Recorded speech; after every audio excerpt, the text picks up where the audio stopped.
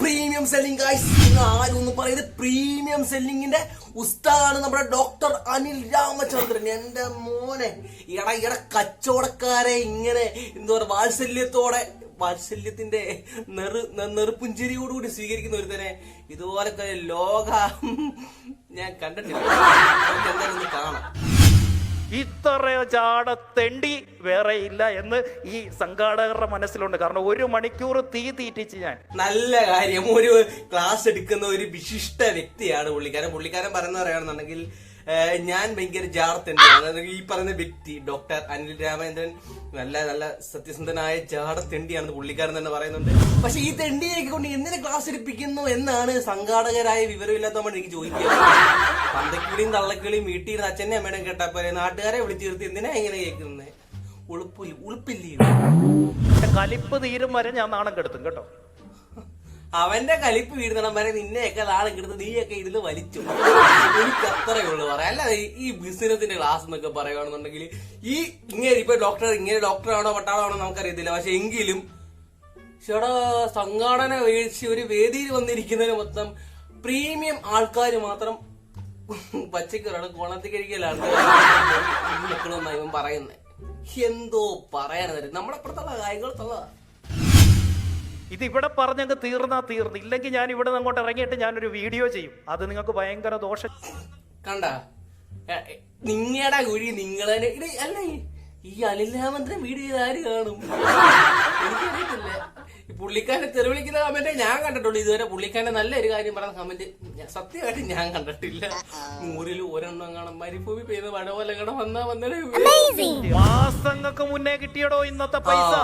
നല്ല കാര്യം. പൈസ മേടിച്ചു ഉമ്പിക്കുന്നത് വളരെ നല്ലൊരു കാര്യമായിട്ടാണ് എനിക്ക് തോന്നുന്നത്. ഇവിടെ ഉളുപ്പില്ലയോടെ എനിക്ക് പറയാം. വല്ലവന്റെ കയ്യിൽ നിന്ന് പൈസ മേടിച്ച് പോക്കറ്റ് ഇട്ടിട്ട് വിളിക്കാൻ നേരത്തെ വരത്തില്ലെന്ന് പറഞ്ഞു. പിന്നെ അവരെ ചീത്ത വിളിക്കുന്നു. നല്ല മര്യാദ സംസ്കാരശീലനാണെന്ന് തോന്നുന്നു. ഞാൻ പൈസ മേടിച്ചില്ലായിരുന്നെന്ന് ഇരിക്കട്ടെ. ഇതുവരെ ഈ പ്രോഗ്രാം കഴിഞ്ഞ പൈസയെങ്കിൽ ഉച്ചയ്ക്ക് ഞാൻ വെച്ച ജാട വല്ലതും കാണിക്കാൻ പറ്റുമോ?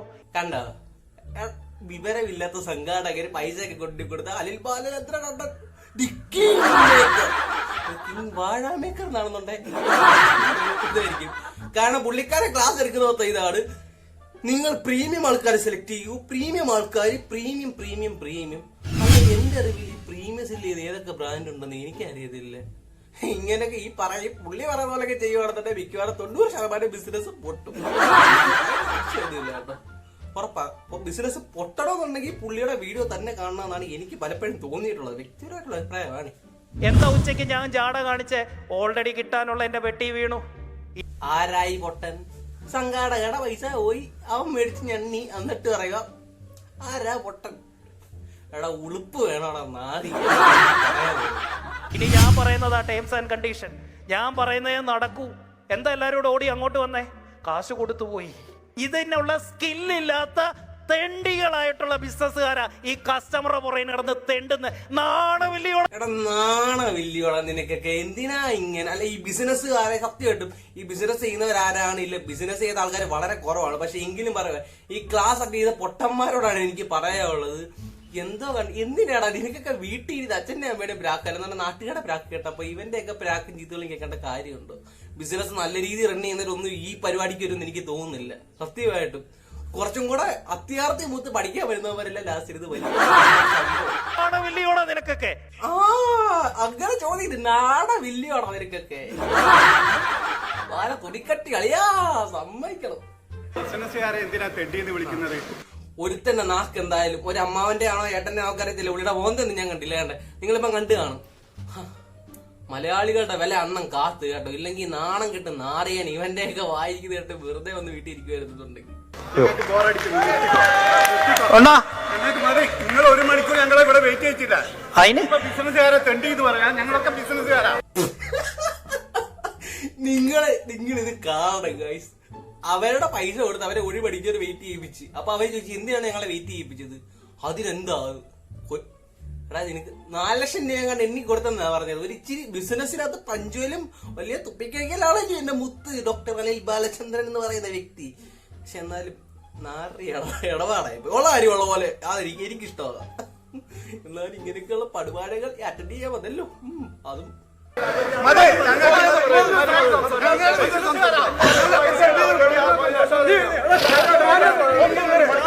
എടോ തന്നെ വിളിച്ചോ ഞാൻ. ആരായി ഞാൻ ഈ പറയുന്നതൊക്കെ നിങ്ങളൊന്ന് കേൾക്കുക. തന്നെ വിളിച്ചോ ഞാനെന്ന് വലിഞ്ഞു കയറി ചെന്നതിന് തുല്യമായിട്ടല്ലേ ഈ പറയുന്നത്. അവിടെ അവൻ നിന്ന് പൈസ കീറിയതേക്ക് 4 ലക്ഷം രൂപ തന്നേ. എനിക്കറിഞ്ഞൂടെ അനിൽ ബാലേന്ദ്രൻ ചേട്ടാ. തെങ്ങ കയറുന്ന ഭാർഗവമാവനുണ്ട് ഇതിനേക്കാളും അന്തസ്സം എനിക്ക് തോന്നുന്നു.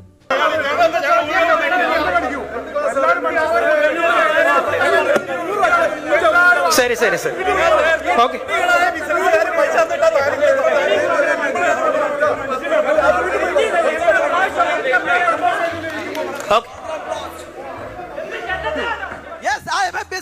ഇടയ്ക്ക് ചെറ്റത്തരം എന്നൊക്കെ പറയുന്നുണ്ട് കേട്ടോ. പിന്നെ വേറെ എണ്ണം പ്രസംഗിക്കാൻ കയറിയാണ് എന്റെ പ്രസംഗം. ഞാൻ ഇത് സത്യമായിട്ട് ഈ വീഡിയോ മൊത്തം ഞാൻ കണ്ടിട്ടില്ല. ഇതിന് മുന്നേ ഞാൻ കണ്ടില്ല. പ്രിപ്പറേഷൻ ഒന്നും ഇല്ലാത്ത വീഡിയോ. തെറ്റൊക്കെ പറ്റി കഴിഞ്ഞാൽ ഉള്ള കാര്യം ഉള്ള പോലെ ഞാൻ പറയും കേട്ടോ. ആ കാരണം അയാൾ എന്നെ പഠിപ്പിച്ചെന്ന വേർഡാണ് കാര്യം കാണാൻ കഴുതക്കാലും പിടിപ്പിക്കണം.